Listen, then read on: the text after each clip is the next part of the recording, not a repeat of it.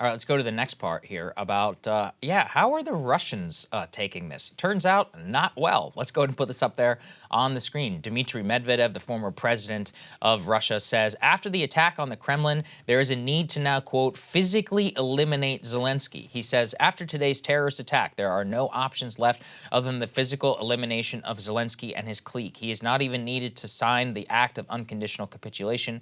Hitler, as you know, did not sign it either. There will always be some kind of changer like this. Its president, Admiral Donitz, wrote Medvedev in his Telegram channel. And by the way, Medvedev, remember, was supposed to be the reasonable one whenever Putin was out. Now, look, he's basically lost it in terms of his rhetoric now for quite some time. Yeah. But really, his designs and his rhetoric and all of that are aimed not just at Zelensky, they're really aimed at us, just to show you what the temperature is inside of the Moscow elite. Let's go to the next one here up on the screen. The Speaker of the Duma, basically the Russian Congress, says that Russia should use, quote, weapons to destroy the Kyiv regime. As Samuel Romani here says, aside from nukes, what are said weapons? Exactly right, which is, what exactly is on the table. Now, listen. Nuclear saber rattling has long been part of the Russian rhetorical campaign. Obviously, they can credibly back it up because they have more nukes than everybody else on the planet. But you should also pair it with some recent news, which was passed off as some sort of secondary thing, but is pretty alarming. Let's put this up there on the screen. The Federal National Security and Nuclear National Security Administration here in the U.S. is now setting up an advanced network across Ukraine with radiation sensors to detect a nuclear blast that could verify an attacker's identity. Again, this is U.S. taxpayer dollars and a U.S. agency that is now wiring up Ukraine with the same sensors and unit of atomic experts that are monitoring all of this equipment with the same radiation sensors that we have here at home. Now, we don't know other allies that have said sensors and, have the same network. But I do think, at the very least, it seems important to say you don't do this unless you think that the chance is greater than 1%.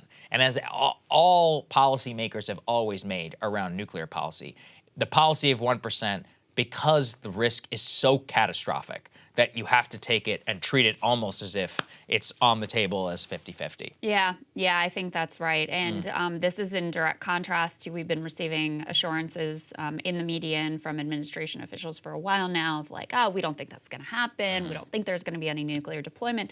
There was some increased concern a while ago, but we really don't think Putin's going to go in that direction. I think this action speaks louder than those words, is what I would say. Clearly, they do think that there is some level of significant risk that Putin does introduce nukes into this conflict. I don't have to tell you how terrifying that potential scenario is. They also talk in this article about how they fear a potential reactor threat scenario. They have a nuclear power expert who says that Russia, if it suffered a humiliating defeat and withdrew from Ukraine, might retaliate by firing on a reactor. It spent fuel storage areas in order to release high radioactivity into the environment. That's one of the biggest dangers. This Dr. Lyman, his name, said if they wanted to render as much of the countryside as they could uninhabitable, those reactors might become targets. So that's another, potential threat that they're monitoring here as well. It's also interesting the way they talked about this agency, outfit, group within the energy department that they describe as a shadowy unit of atomic experts that apparently they didn't even want to acknowledge the existence of until very recently. So anyway, there's that too. Yeah, great. And by the way, what's happening on top of all of that after the attack? Put this up there on the screen. The U.S. is sending Ukraine $300 million more in additional military aid, including an enormous amount of artillery rounds, howitzers, air-to-ground rockets, ammunition as the launch of the spring offensive against the Russian forces approaches. The new package also includes Hydra 70 rockets, unguided rockets that are fired from an aircraft. It includes an undisclosed number of rockets for HIMARS, mortars, howitzer rounds, missiles, anti-tank rifles. The weapons all will be pulled from existing Pentagon stocks so that they can go quickly to the front line, in case you're wondering where it's all coming from, which is our own stocks of military resources, of which we are going to probably take a decade to have to replace. I encourage everybody to go read. I might probably do a monologue on this soon. The level of how much this is exposed, how hollow and useless our defense industrial complex is. For all of the talk of the military industrial complex, I always try and emphasize this point. They're not even good at what they do. We have like one plant that produces weapons. And then we just had a fire. Insane amount of money. Yeah, and you're like, what are we paying for? We pay the size of the GDP of small African nations on a yearly basis, and we don't even have enough weapons to send to a measly country like Ukraine, let alone, defend the United States of America. That's a whole other subject for another time. The point is, though, is that it is a zero-sum game, and we are not, basically, we don't have resources that we necessarily could need. And I think also at this point, we should all acknowledge the coming Ukrainian spring offensive. It's happening at some point. We don't know when. It could happen literally today. It could have already begun, with the drone campaign. It could happen in a week. America doesn't even know. Our own intelligence services don't know. Zelensky doesn't want to tell us, apparently. I guess in some way you can sympathize. He's like, well, we didn't even know about these leaked documents. Like, why should we tell you anything if it's just going to end up in the press? No, I don't blame him. I blame us. Yeah, right. Right? I mean, we have a lot of strategic leverage here that we could be using if it was important to us to know what the hell they were up to. But, apparently it's not that important to our leaders. And the piece you're pointing out, Saagar, with regards to the military-industrial complex, this is why actually some of the voices of restraint have come from the Pentagon. I mean, think about General Milley, because they're very aware of what this does to our own readiness and, preparedness. The last thing I want to say with regard to the Russian response here is, listen, if Putin was killed, died, assassinated, whatever, it's not like we would be shedding tears here.